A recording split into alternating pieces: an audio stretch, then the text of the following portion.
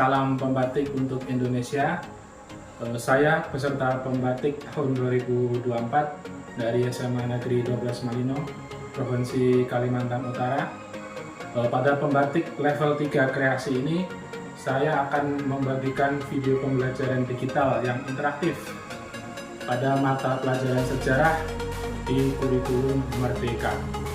Sahabat Rumah Belajar, pada media pembelajaran interaktif kali ini akan mengambil fase F kelas 11 dengan capaian pembelajaran perlawanan bangsa Indonesia terhadap kolonialisme bangsa Eropa, dengan tujuan pembelajaran antara lain: 1. Menganalisis perlawanan Trunojoyo, yang kedua menganalisis perlawanan pangeran di Ponegoro di Kerajaan Mataram.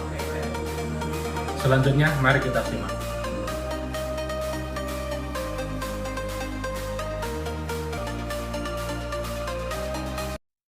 Satu, perlawanan Trunojoyo. Trunojoyo adalah bangsawan Madura yang menjadi adipati di Madura. Latar belakang perlawanan ini disebabkan oleh pemerintahan Sultan Mataram, yaitu Amangkurat I, yang sewenang-wenang baik terhadap rakyat maupun kepada bangsawan yang tidak sependapat. Hubungan antara Trunojoyo dan Mataram semakin buruk ketika VOC bersekutu dengan Mataram. Perang antara pasukan Trunojoyo dan Mataram membuat Amangkurat I harus melarikan diri dari keraton dan meninggal di perjalanan. Kedudukan Sultan digantikan oleh putranya, yaitu Amangkurat II. Kemudian bekerja sama dengan VOC untuk menangkap Trunojoyo. Dengan strategi VOC yang licik, akhirnya Trunojoyo tertangkap, ditikam langsung oleh Amangkurat II sebelum diadili. Nah, di video ini dijelaskan kronologi perlawanan Trunojoyo kepada VOC di Mataram. Perlawanan Pangeran Diponegoro.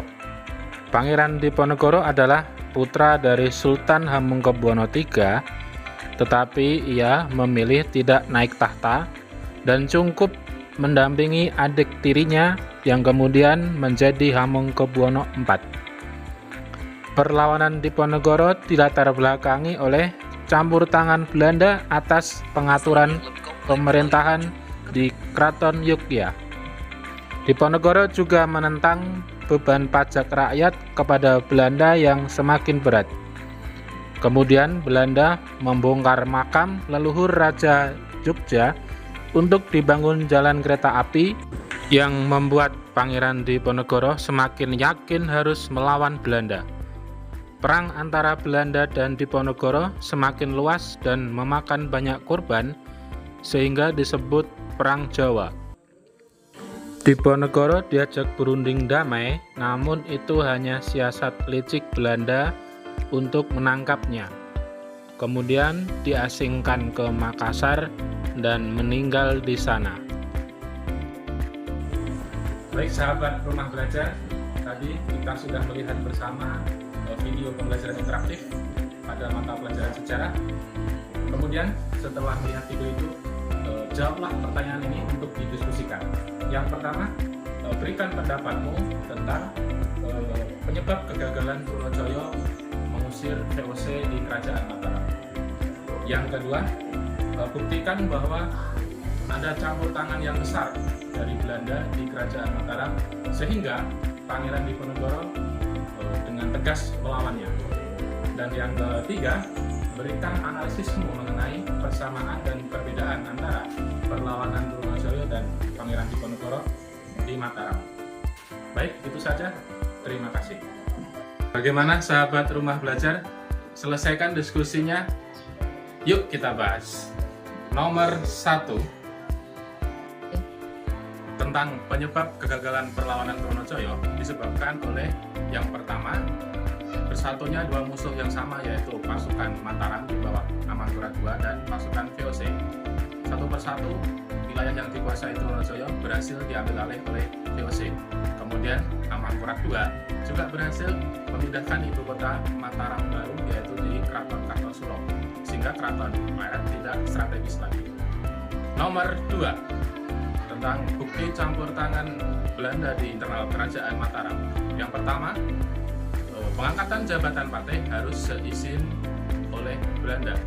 Yang kedua, keputusan penting Sultan Hamengkubuwono harus mempertimbangkan kepentingan Belanda. Dan yang ketiga, tanah-tanah warga bangsawan kerajaan diambil alih oleh Belanda, khususnya tentang makam leluhur yang dijadikan jalan kereta api. Soal nomor 3, tentang persamaan dan perbedaan perlawanan Trunojoyo dan Diponegoro. Persamaannya dulu, yang pertama, mereka sama-sama menentang raja yang tidak adil, yang sewenang-wenang, raja yang zalim. Mereka juga sama-sama melawan kolonialisme bangsa asing, dan mereka juga sama-sama didukung oleh rakyat kecil. Sedangkan perbedaannya adalah Trunojoyo melawan VOC, yaitu di kongsi dagang milik Belanda, sedangkan Diponegoro melawan pemerintah Belanda itu sendiri. Keduanya tidak dalam periode yang sama. Trunojoyo itu di abad 17, sedangkan Pangeran Diponegoro di abad ke-19. Baik, itu saja video pembelajaran hari ini. Salam rumah belajar, belajar di mana saja dan kapan saja.